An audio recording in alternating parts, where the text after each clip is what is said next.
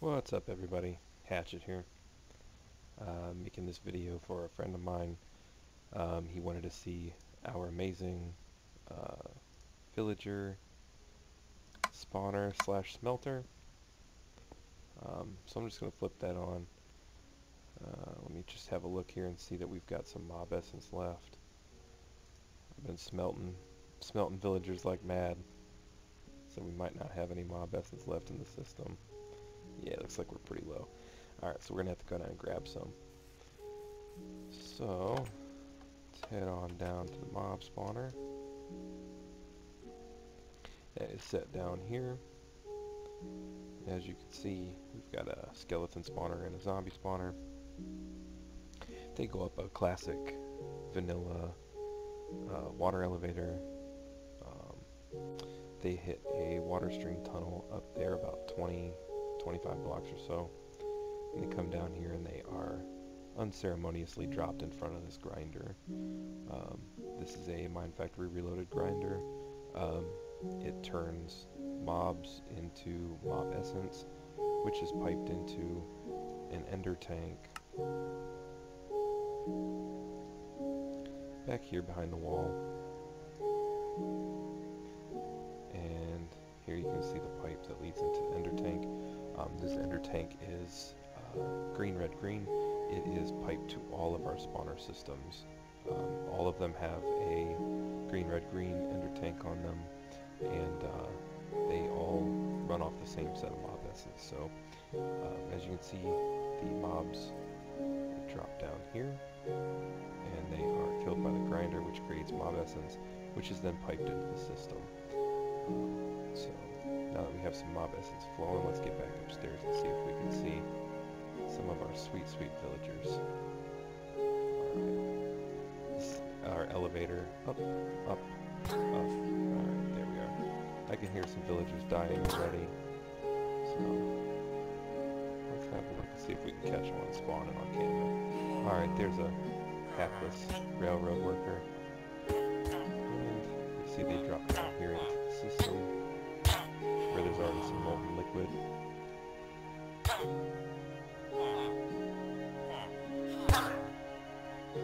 Looks like they're dropping some gold coins down there. Let's hop down and grab those. As long as we're in and out quick enough, it won't hurt us. So then we just come over here to our casting basin. As you can see, we've got 22 emeralds in there right now. So we go ahead and cast emerald blocks in our casting basins. And yeah, we'll have some more dye in there. Just leave them in, let them go. I do like to turn that system off when I'm not using it, because the sound of the villagers is superlatively annoying. So we'll just flip that off for now.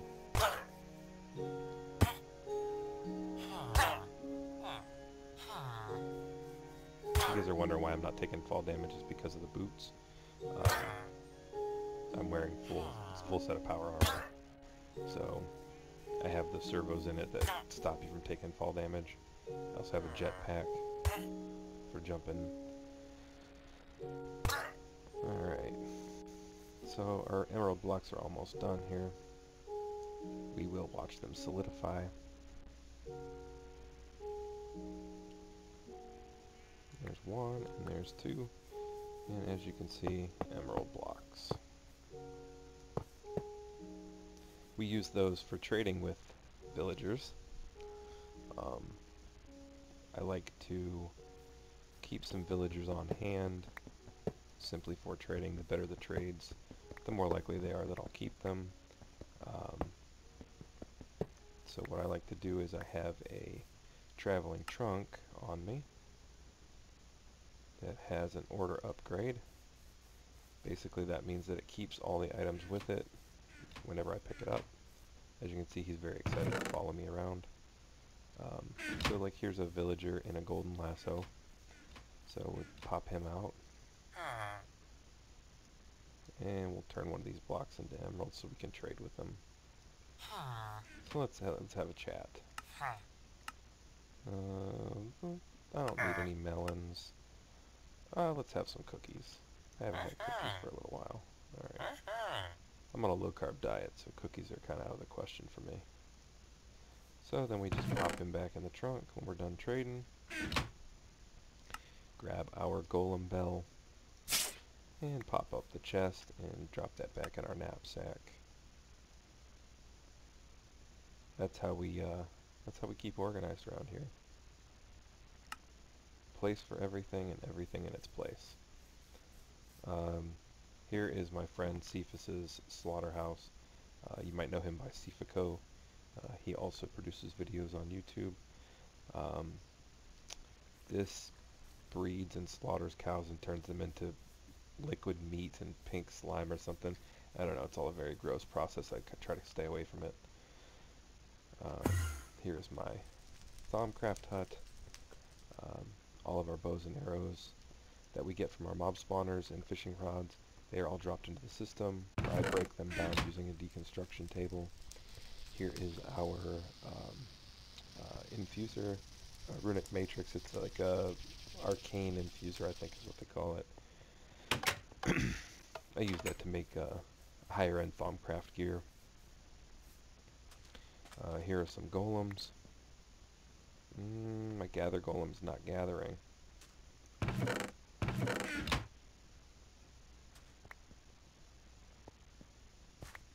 I think because that one piece of salmon was stuck inside the chest and he couldn't. They don't understand sometimes when things are stuck in blocks. They get a little confused. But this is my fishing golem here. This is my gather golem. And here's a combat golem that protects these two, keeps them safe. Also, like when I walk down there, I don't want to get ambushed, so I just have stuff waiting. I have him waiting to kill stuff. So let's go over here and see what other fun ways we have to dispatch mobs. I grab my staff of traveling. Okay, right down here is our blaze farm. As you can see, these blaze spawners have been moved from the nether. They were moved using diamond dollies. They basically drop down here into a bunch of melee turtles, and I will reduce myself down to ender mini size so we can kind of see what's going on. Basically they're up there spawning. Then they drop down. Fans push them into this water trough where they are attacked by the melee turtles. And the melee turtles funnel their drops into this ender chest.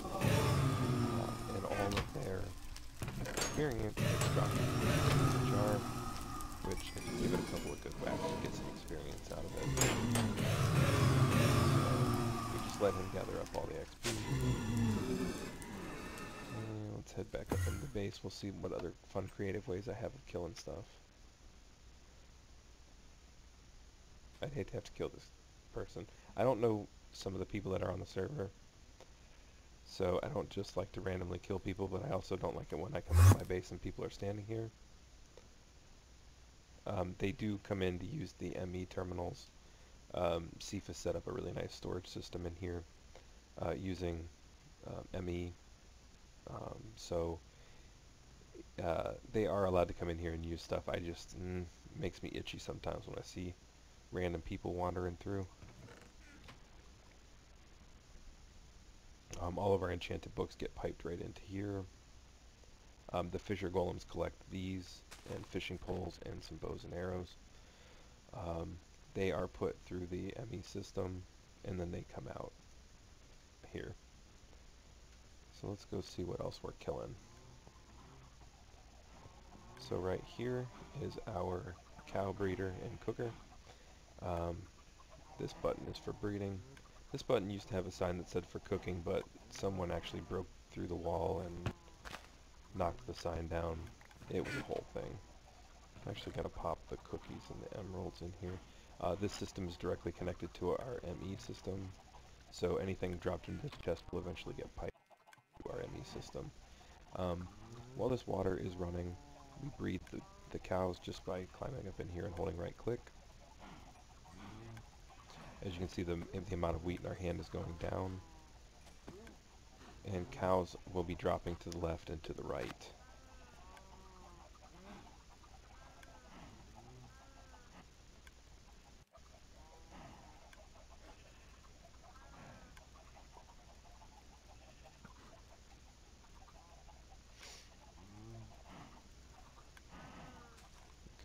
back up and see if we can see one fall. There he goes.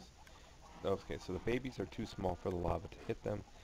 Basically what happens is, once they are bred, we shut the water off upstairs. We let the cows grow up to be cowboys, and then we pop the button. That dispenses lava on them for approximately a second, sets them on fire, and then they drop cooked beef and leather, which is then piped into our system. As you can see, the lava is only out for about a second, just long enough to set them on fire. We have basically the same system going on over here for chickens. There is a timer behind the wall. It constantly throws eggs. There are a bunch of cedar chickens up above a hopper back there. They produce eggs into this dispenser. This dispenser shoots them against the wall. Then they grow up, and then there is a timer that is set for every 3 minutes. It is right back here. So every 3 minutes, the lava dispenser goes off, and it actually just went off as soon as I went through the wall. So let's go back here and have a look. So see how this is set for 180 seconds. So every 180 seconds, this lava bucket is dispensed on top of the chicken. This is where our eggs come down. This is where our cedar chickens are located. There's about 35 chickens up there. It produces it produces enough chicken for everybody on our server to eat constantly. We never have an issue. So over here is our gather and harvest golems. I am currently growing barley. As you can see, the harvest golem breaks the grown items and then replants them. And the gather golem feeds them directly into our ME system. So we'll get a good look at what he's doing here.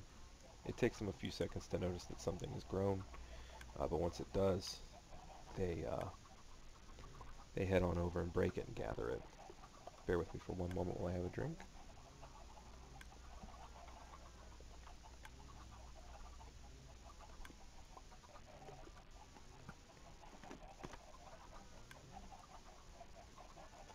Sorry, I had to wet the old whistle. So it does take them a few ticks to realize that something is happening. Then they harvest it, and the gather golem gathers it up.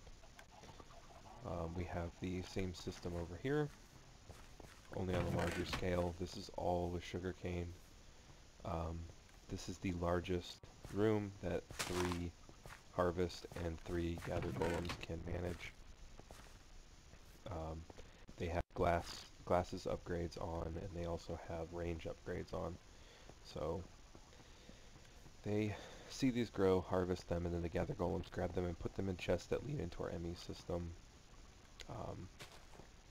I am going to, at some point, refinish the walls and the ceilings of this room and make it look a little bit more like it's a production facility. I used a 70% efficient design on this sugarcane farm. The plots of land where the water is set is based on a spreadsheet design I found on the internet somewhere.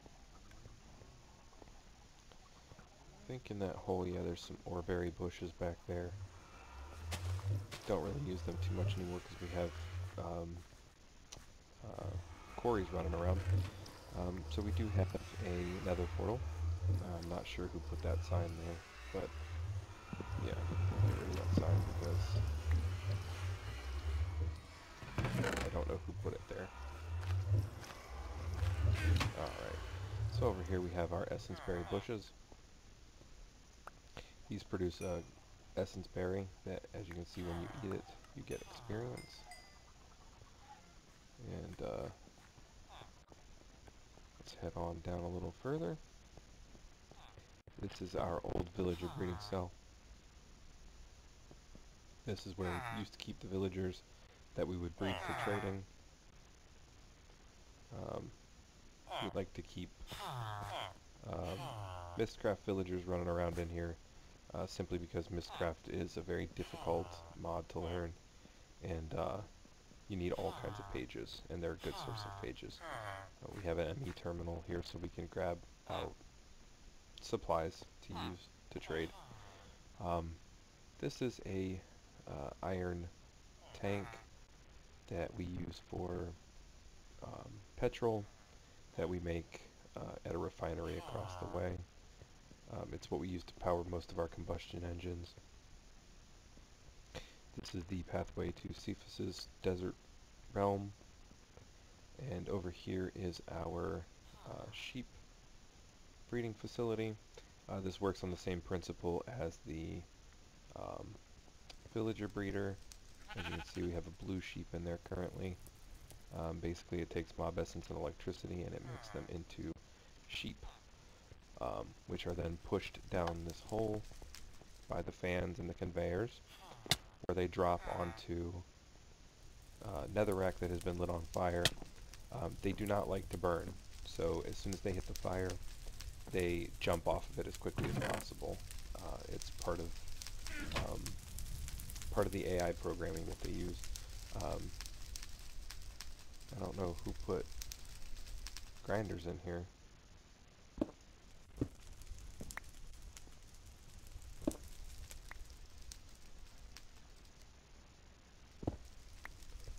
This is odd. Oh, this is, I do know who did this.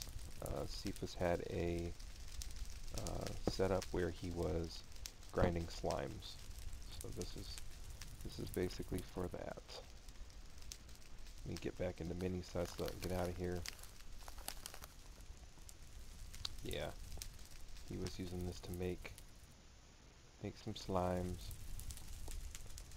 Alright.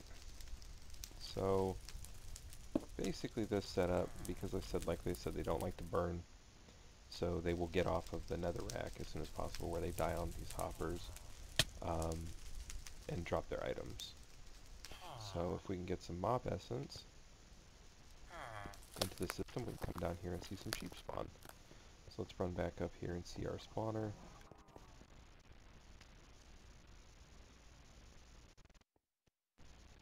You have to be within range of this spawner for it to make anything.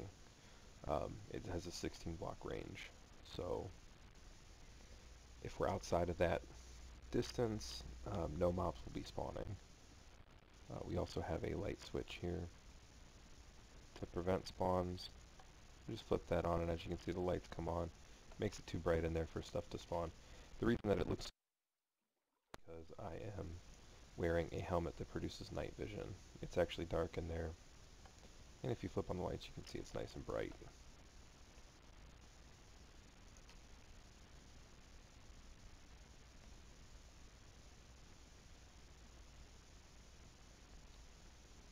So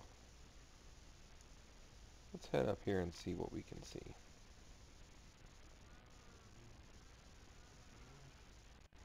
As you can see, a lot of our ME system comes through here in various places.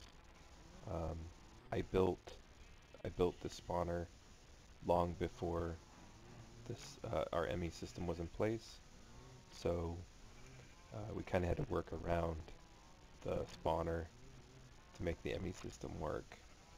As you can see, the skeletons and zombies and stuff, they're all heading this way to where they drop down into there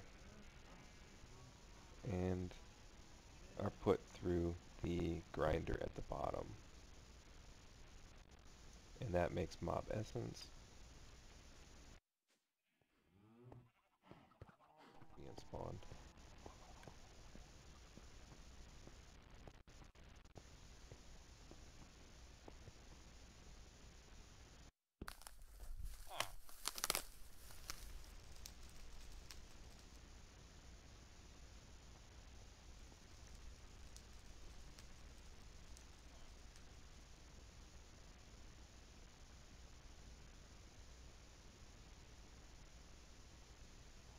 Just not enough yet.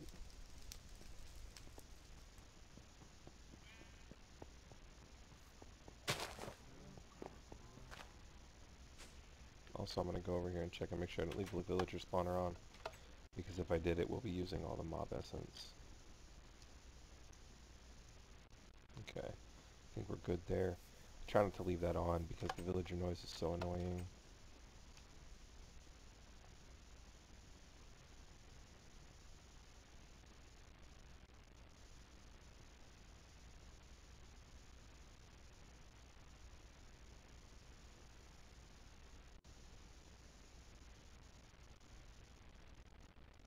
Okay. So now that they're spawned, there's, 6 or 8 of them there. They are going to go through the tunnel, and they will drop down in front of the grinder. While they're headed that way, we're going to proactively get down here to the sheep spawner so that it doesn't use up all the essence before we get there.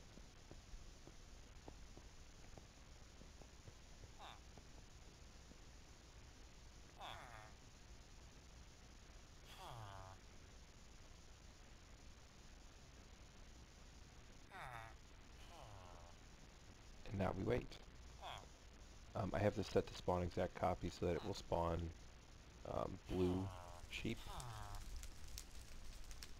I did that on purpose because we have a bunch of different colors of wool, and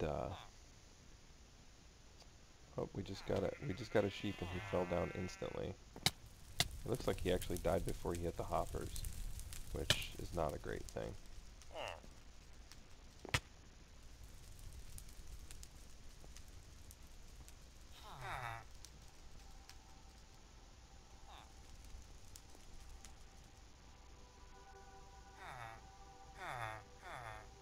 Boy, those fans are powerful.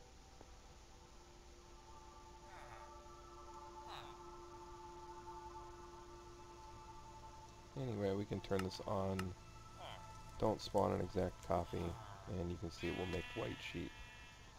And they go ahead and fall down there, where they drop and die and lose their wool. I think that's about it. That's about all of the fun ways that I have right now of dealing with grinding up various mobs and essences.